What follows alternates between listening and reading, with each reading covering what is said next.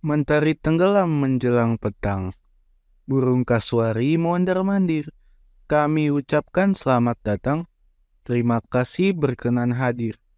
Perkenalkan, kami dari Fakultas Ekonomi dan Bisnis dari Universitas Esa Unggul semester genap. Topik yang akan kami bahas di video ini yaitu mengenai piutang usaha dari mata kuliah Pengantar Akuntansi 2 dan Lab di bawah bimbingan Ibu Eni Purwaningsi. Nah, tapi sebelum kita memulainya, izinkan kami untuk memperkenalkan diri kami terlebih dahulu. Saya Dwi Dianti dengan NIM 20240101017 dengan Prodi Manajemen. Nama saya Fali Faris Setiawan dengan NIM 202401011182 dengan Prodi Manajemen.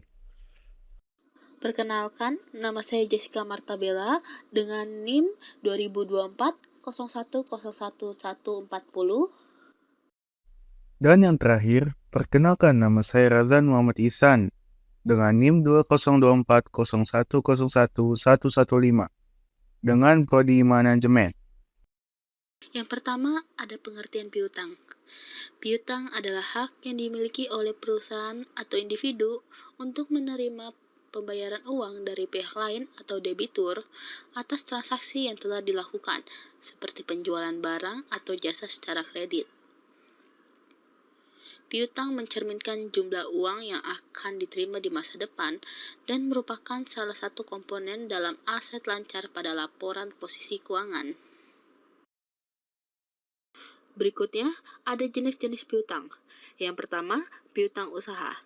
Piutang usaha adalah jumlah tagihan yang timbul karena penjualan barang atau jasa secara kredit kepada pelanggan dalam kegiatan operasional normal perusahaan. Piutang ini muncul saat perusahaan memberikan waktu pembayaran atau tempo kepada pelanggan, bukan menerima pembayaran secara tunai di muka. Lalu yang kedua ada piutang non-usaha. Piutang non-usaha adalah piutang yang timbul bukan dari kegiatan utama atau operasional perusahaan, seperti bukan dari penjualan barang atau jasa kepada pelanggan. Piutang ini muncul karena adanya transaksi di luar kegiatan bisnis inti dan seringkali bersifat sementara atau tidak rutin. Lalu yang ketiga ada piutang wesel. Piutang wesel adalah hak perusahaan untuk menerima pembayaran dari pihak lain berdasarkan surat perjanjian tertulis, seperti wesel atau tagihan, yang menyatakan bahwa pihak tersebut akan membayar sejumlah uang tertentu pada tanggal tertentu di masa depan. Wesel ini dapat ditimbul dari transaksi penjualan, pinjaman uang, atau pengganti piutang usaha yang telah jatuh tempo.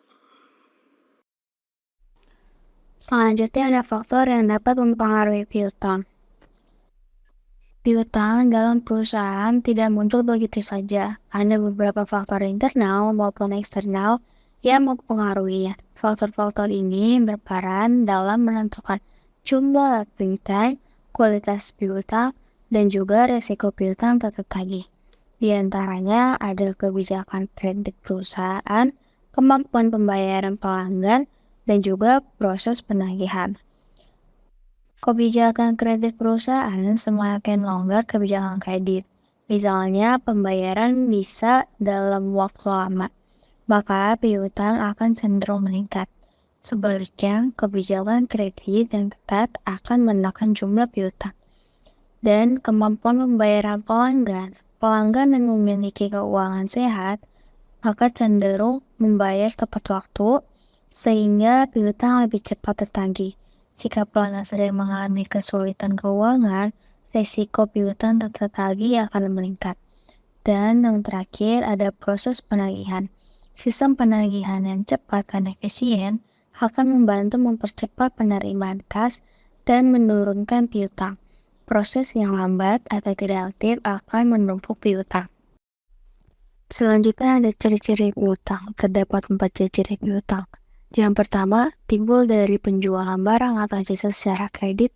Yang kedua, kelola dengan sistem penagihan. Yang ketiga, aset lancar di neraca. Dan yang keempat, ada risiko gagal pembayaran. Timbul dari penjualan barang atau jasa secara kredit. Penjualan barang atau jasa secara kredit ketika perusahaan menyerahkan barang atau jasa kepada pelanggan, tetapi pembayaran dilakukan di kemudian hari. Bukan secara tunai transaksi, dari transaksi ini muncullah piutang, yaitu hak perusahaan untuk menerima pembayaran dari pelanggan pada waktu yang telah disepakati. Yang kedua, kelola dengan sistem penagihan. Sistem penagihan piutang adalah proses teratur yang dilakukan perusahaan untuk menagih pembayaran dari pelanggan yang melakukan pembelian secara kredit, agar arus tetap lancar dan piutang tidak terjadi macet. Yang ketiga ada aset lancar di neraca. Piutang dicatat sebagai aset lancar di neraca karena merupakan uang yang akan diterima perusahaan dalam waktu singkat. Ini menunjukkan kemampuan perusahaan untuk mengelola arus kas dan memenuhi kewajiban jangka pendek. Selanjutnya ada resiko gagal pembayaran. Resiko gagal pembayaran adalah kemungkinan bahwa pelanggan tidak debitur, tidak mampu atau tidak mau membayar hutangnya atau piutang kepada perusahaan sesuai dengan kesepakatan waktu dan jumlah yang ditentukan. Selanjutnya ada tujuan penilaian piutang. Penilaian piutang adalah proses menilai berapa besar jumlah piutang yang realistis akan diterima perusahaan dari pelanggan, dengan mempertimbangkan kemungkinan piutang tidak tertagih.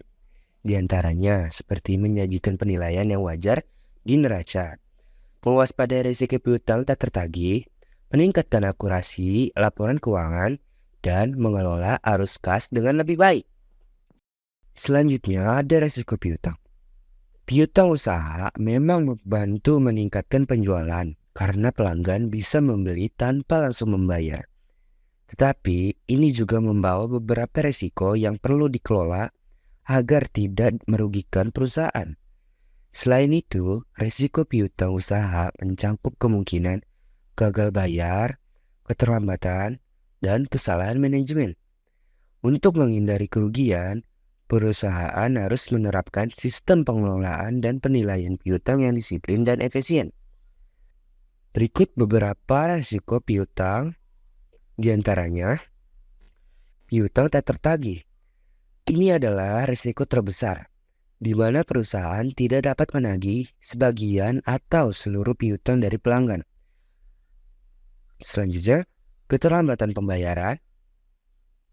Pelanggan mungkin membayar lebih lambat dari yang dijanjikan yang dapat mengganggu arus kas perusahaan. Ketiga, kerugian akibat piutang macet. Jika pelanggan dinyatakan bangkrut dan tidak mampu membayar perusahaan dapat mengalami kerugian finansial yang signifikan. Yang keempat, biaya administrasi. Mengelola piutang, termasuk penagihan dan pencatatan, juga menimbulkan biaya tambahan bagi perusahaan.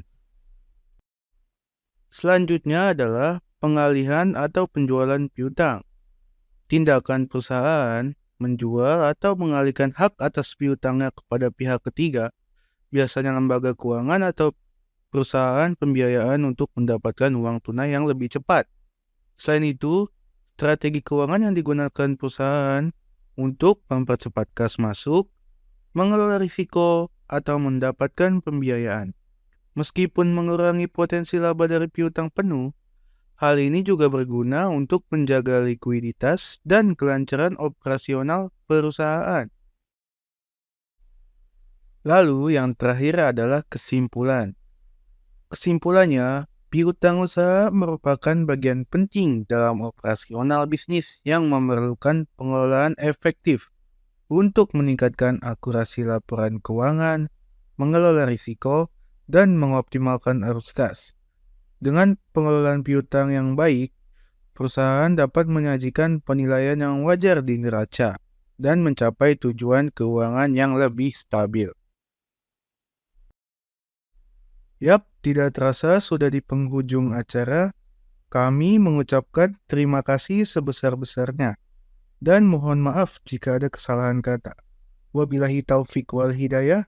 Wassalamualaikum warahmatullahi wabarakatuh.